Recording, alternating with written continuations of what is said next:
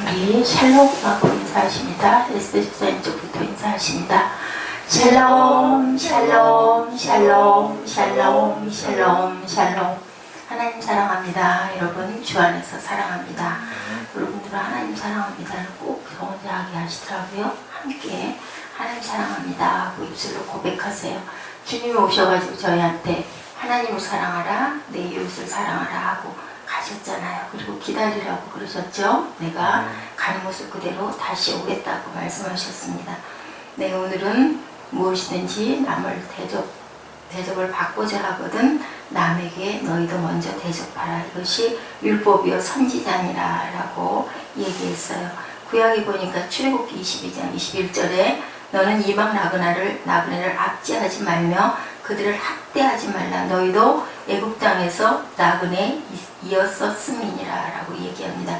신명기 10장 18절에 고아와 과부를 위하여 정의를 행하시며 나그네를 사랑하여 그에게 떡과 옷을 주시나니 라고 이렇게 말씀하고 계시네요. 마가복음 10장 45절에 인자에 온 것은 섬김을 받으려 함이 아니요 도리어 섬기려 하고 자기 목숨을 많은 사람의 대속물로 주려 합니다. 이렇게 말씀하시고 주님이 가시기 직전에 뭐 하셨어요?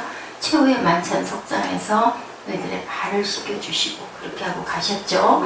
대접해 주시고 가신 모습을 볼 수 있습니다. 신약에도 보니까 초대교회에서는 순회 전도자들을 영접하여 위로하고 잘 대접하는 일이 미풍양속으로 되어 있었어요. 요한 3서 1장 9절에서 10절 내가 두어 자를 교회에서 썼으나 저희 중에 으뜸되기를 좋아하는 디오드레베가 우리를 대접하지 아니하니 이러므로 내가 가면 그 행한 일을 잊지 아니하리라. 저가 악한 말로 우리를 망령되이 평론하고도 유의 부족하여 형제들을 접대치도 아니하고 접대하고자 하는 자를 금하여 교회에서 내어 쫓는도다 라고 이렇게 얘기하고 있습니다. 이런 자들을 어떻게 하나님께서는 어떻게 바라보실까요? 본문 12절에 맨 앞에 나오는 단어가 어떻게 나왔어요? 그러므로. 저는 이 그러므로라는 단어를 굉장히 유심히 오랫동안 묵상했습니다. 그러므로라는 건 뭘까요? 앞에서 너희들이 이러하니 그 연속의 뒷말들이죠. 그런데 봤더니 6절에서 12절로 바로 문맥이 연결이 됩니다. 자, 마태복음 7장 6절에 뭐라 그래요? 거룩한 것을 개에게 주지 말며 너희 진주를 돼지 앞에 던지지 말라. 그들이 그것을 발로 밟고 돌이켜 너희를 찢어 상하게 할까 염려하라. 그러므로 무엇이든지 남에게 대접을 받고자 하면 내가 먼저 대접해라 라고 말씀하고 있습니다. 1절에서 6절은 형제를 비판하지 말라로 시작해서 그 비판으로 너희가 비판을 받을 것이다.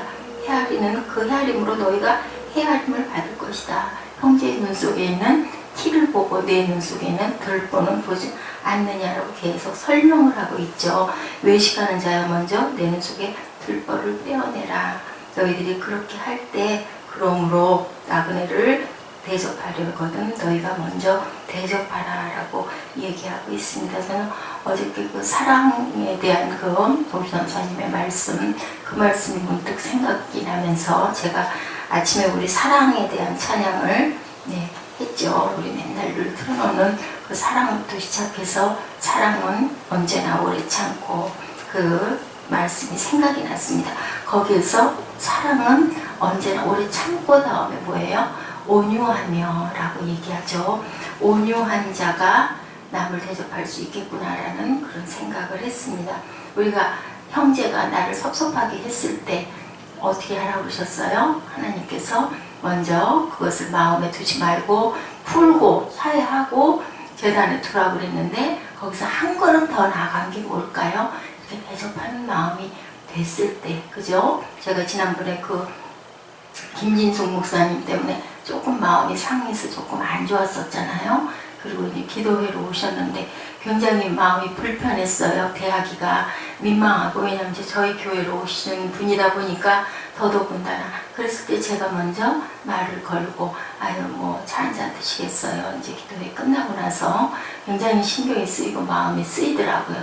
그게 바로 뭘까요? 대접하는 마음은 마음에 맺혔던 것들을 풀고 그 그 다음에 두 번째 할 수 있는 우리의 그 손내밈이 아닐까. 그렇기 때문에 우리는 그런 마음일 때 뭐 화가 나가지고 마음에 맺혀가지고 그 대접할 수 있겠어요? 아니잖아요. 잘 안 되더라도 일단 딱 행하면, 그렇게 되다 보면 또 상대방도 어떻습니까? 거기다 대고 뭐 막 화를 내는 사람은 별로 없어요. 그죠? 내가 먼저 아유 죄송합니다. 제가 그런 부분이 너무 많이 부족합니다. 라고 사죄하고, 그리고 차 한 잔을 대접할 수 있는 그런 마음, 그것이 바로 그러므로가 아닐까라는 저는 그런 그 감동을 받았습니다. 내 이웃을 어떻게 해라? 참을 뿐 아니라 온유해서 손대접하기를 힘쓰라라는 말씀이 생각이 났어요.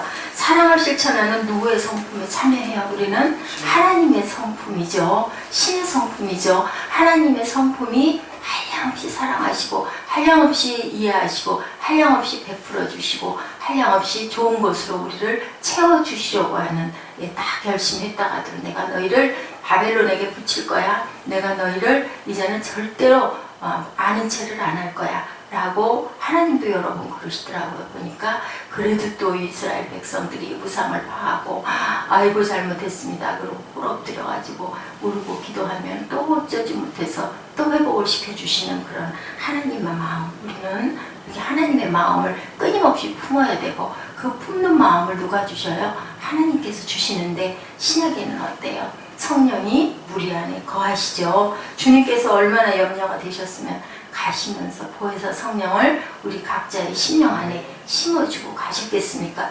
고린도후서 9장 8절입니다. 하나님이 능히 모든 은혜를 너희에게 어떻게 하사 넘치게 하시나니, 이는 너희로 모든 일에 항상 모든 것이 넉넉하여 모든 착한 일을 넘치게 하려 하심이라고 이렇게 말씀하고 계십니다.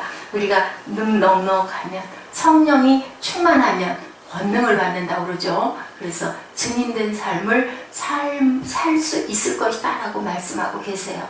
우리는 우리가 할 수 있는 게 없고요. 성령께서 우리에게 함께 하실 때, 기도도 알 수 없을 때, 어떻게 할지 모를 때, 빌 바를 모를 때 성령께서 말할 수 없는 탄식으로 우리를 도와주신다고 말씀하시는 것처럼, 우리는 그렇게 이웃을 섬기는 마음을 내 마음으로 안 될 때는 하나님의 마음으로 우리가 해야 할 줄로 믿습니다. 가까운 사람도 먼 사람도 이웃이면 누굴까요? 내 아내, 내 남편, 내가 사랑하는 사람, 내가 기뻐하는 벗, 그죠? 형제, 자매, 이게 모두 다 이웃이죠. 나 외의 모두는 내가 대접을 받고자 하는 존재들이 아니라 대접하기 위한 존재들이라. 절대로 사람을 부리거나 지배해서는 안 되겠죠. 우리는 하나님 앞에서 만인이 어떻게 지음을 받았어요? 모두 다 평등하게 지음을 받았습니다. 그 피부 색깔이 검은 사람들이 굉장히 많이 학대를 받았죠. 사람의 취급을 받지 않았죠. 그렇지만 피부색이 검든 희든 아니면 황인종이든 내가 원해서 그렇게 나온 건 아니거든요. 그렇기 때문에 하나님이 지은 영혼은 천하보다 귀한 줄로 믿습니다. 그래서 우리는 대접해야 되겠죠. 하나님 앞에서 만인이 평등하게 지음을 받았고, 이것이 바로 창조의 원리죠. 마지막 한 사람까지도 하나님께서는 구원하라고 기다리고 계시죠. 그렇기 때문에 우리는 열심히 주님께 주님의 복음을 증거하고 전해야 할 줄로 믿습니다. 어저께 이단 사조를 조금 저희 그 학교 발제 때문에 보다 보니까요, 정말 열심히 전해야 되겠다라는 생각이 들어요. 거기에서 그 희생이 됐던 그 신천지에서 오랫동안 30년 동안인가 얼마 동안 희생됐다가 나온 그러한 그 사람의 이야기를 직접 그 써놨어요. 근데 그분이 그렇게 얘기를 하시더라고요. 신천지인가 통일교인가요? 통일교요. 네, 거기 문선명 거기서 아주 1급 그 뭐 수석으로 그 있었대요. 근데 나와서 하는 소리가, 자기에게 누군가가 한 사람만이라도 하나님을 믿고 이렇게 하면 너희가 영생에 거할 수 있다라고, 온전한 복음을 한 사람만 나에게 알려줬어도 내가 이 세월 동안 이렇게 하진 않았을 거라고 낱낱이 그 비판을 해서 거의 한 뭐 12개 조항 정도를 이러이러한 사람이다, 문선명 하고 쭉 나와 있는 것을 봤습니다. 우리는 참 전도가 어렵다고 하는데 이렇게 아직도 온전한 복음을 제대로 듣지 못하는 사람들이 너무 많다는 거죠. 그냥 어떤 분 얘기는 문설주, 문갈피나 사무실 사이에다 그냥 삐쭉 전도지 정도 꼽아놓고 아니면은 우리 아파트 입구에 있는 그냥 그런 우체통 같은 데다 그냥 넣어놓는 거, 사무실 앞에 꼽아놓는 거, 이런 거는 봤지만 만나진 사람이 없었다. 참 그래요, 그죠? 세상은 넓고 할 일은 많은데 우리들은 열심히 전도한다고 하지만 요즘에는 사람들 만나는 것 자체를 참 불편해해요. 왜냐하면 전도한다고 내밀면 다 도망가고 상대방들이 그런 부분을 무거워하니까, 힘들어하니까 우리는 눈치가 보이는데 담대해야 될 줄로 믿습니다. 우리는 하나님 앞에서 평등하게 지음을 받았기 때문에, 그렇기 때문에 마지막 한 명까지라도 우리가 할 수 있는 모든 것을 다 해야 되겠죠. 창세기 18장 1절에 봤더니 야훼께서 마물의 상수리 나무들이 있는 곳에서 아브라함에게 나타나시니라. 날이 뜨거울 때 그 장막문에 누가 앉아있다가, 아브라함이 앉아있다가 야훼를 보죠. 그리고 새 천사를 만납니다. 그래서 우리 집에 잠깐 쉬어서 가십시오 하고 어떻게 해요? 대야에다 물을 떠다가 발을 닦아드리고, 그리고 맛있는 그 떡을 쪄서 대접을 하고, 또 보니까 살찐 송아지를 잡아요. 아주 아브라함은 섬김이 대단했던 사람. 이 사건으로 인해서 누구를 받아요? 이삭을 받게 되죠.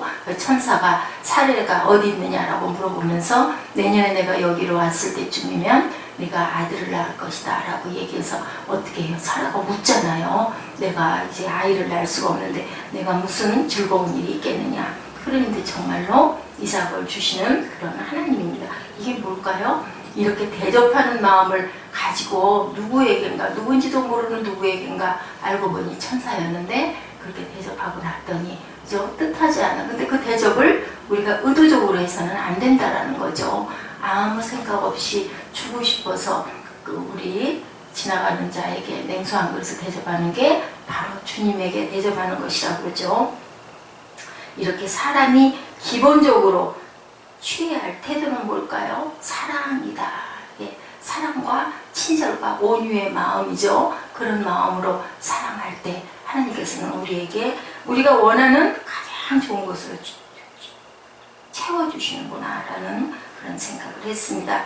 예수님은 비록 어린아이라 할지라도 그들을 지극히 사랑하셨죠. 머리를 쓰다듬어 주셨죠. 내게 오는 것을 금하지 말라고 말씀하셨습니다. 그런 것처럼 저희들이 그런 마음을 가져야 할 줄로 믿습니다. 사랑의 마음을 품으시기 바랍니다. 할렐루야, 할렐루야. 네, 사람에 대한 기본적인 태도는 사랑이라는 거. 마태복음 18장 10절입니다. 3과 2 소자 중에 하나도 업신여기지 말라고 이렇게 말씀하시죠. 우리는 우리의 직장과 가정에서 업신여김을 받지도 말고 업신여기지도 말아야 할 줄로 있습니다. 예, 이렇게 이웃을 비판의 대상이 아니라 섬김의 대상, 또한 대접하는 대상이 저희들이 됐을 때 하나님이 우리에게 원하는 좋은 것들을 늘 채워주신다는 것을 잊지 마시기 바랍니다.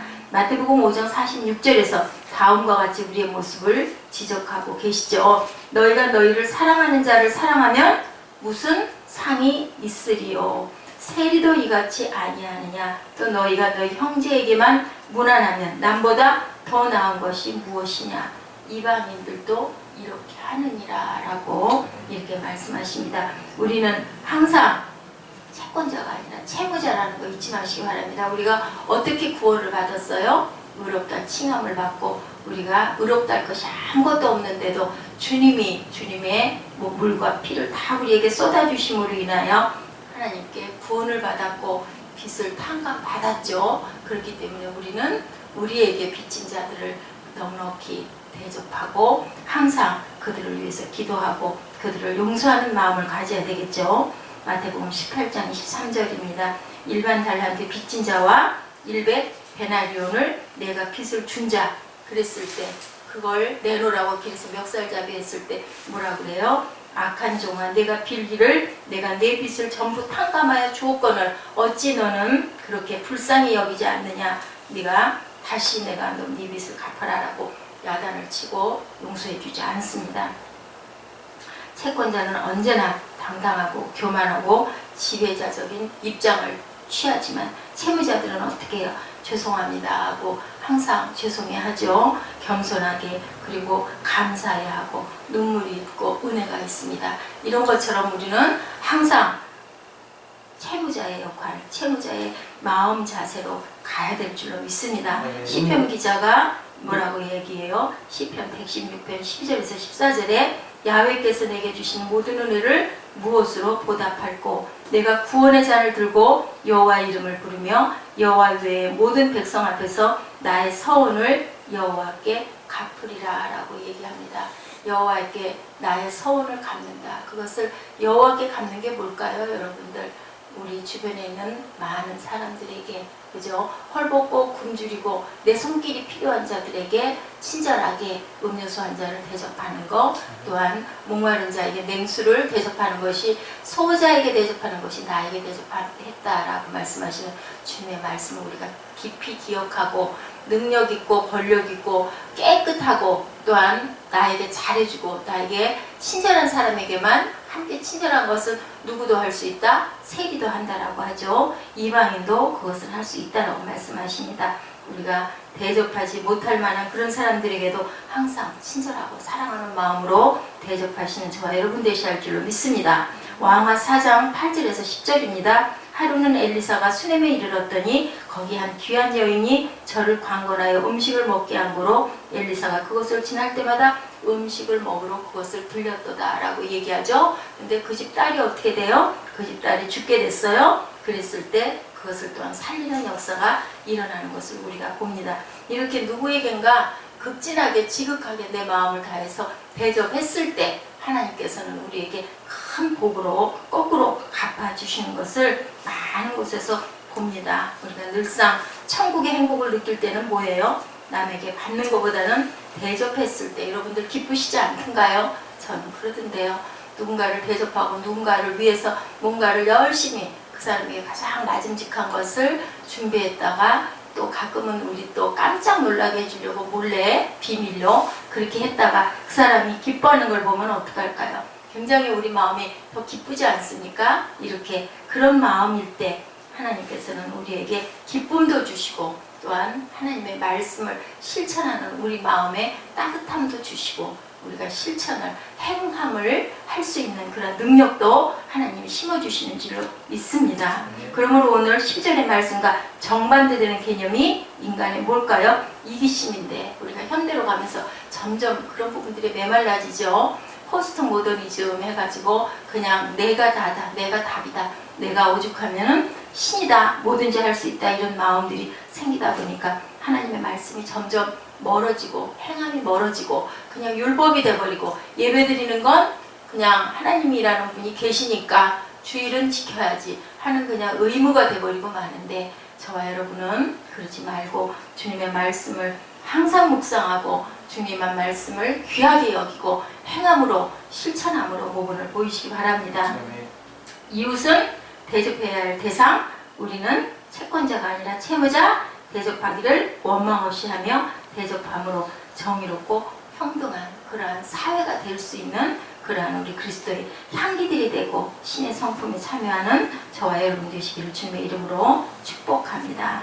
예, 그래서 그러죠. 성도라는 것은 하나님으로부터 힘을 받아 세상을 구원하는 일을 하는 자들인데, 아까 제가 사도행전 말씀을 드린 것처럼 너희들이 성령이 임하면 무엇을 받아요? 우리 힘이 아니라 권능을 받는다고 얘기하죠. 성령께서 우리에게 줍니다. 그래서 우리가 증인된 삶을 온전히 살 수 있는 것, 그것은 어떨 때 위에서부터 은총이 내려올 때 우리가 할 수 있는 거지 우리가 할 수 있는 것은 없는 거죠. 예, 그래서 보면은 도피주의자, 기피주의자들은 어때요? 은총에 그냥 나는 빠져서 나만 그냥 편안하게 살 거야, 이런 사람들이 요즘에는 너무 많아요. 아이고 뭐 얘기하면 그러죠. 너나 잘하세요, 이런 얘기들 많이 합니다. 이런 것처럼 그냥 나는 상관없어, 나만 또 조금 더 넓혀서 내 가족만 그냥 편안하게 하면 되고, 아유 이런 부분 위험한 거 이런 것들 내 옆에 없으면 되고, 그냥 다른 사람은 알 바가 아니야.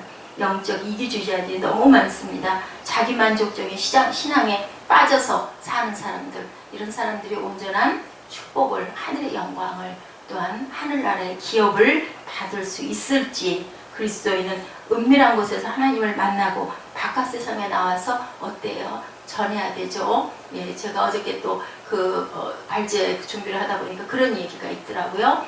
물에 잉크가 떨어지면 어때요? 물도 아닌 것이 잉크도 아닌 것이 이런 상태. 예수님이 이런 상태다라고 주장한 그 사람이 하나 있었어요.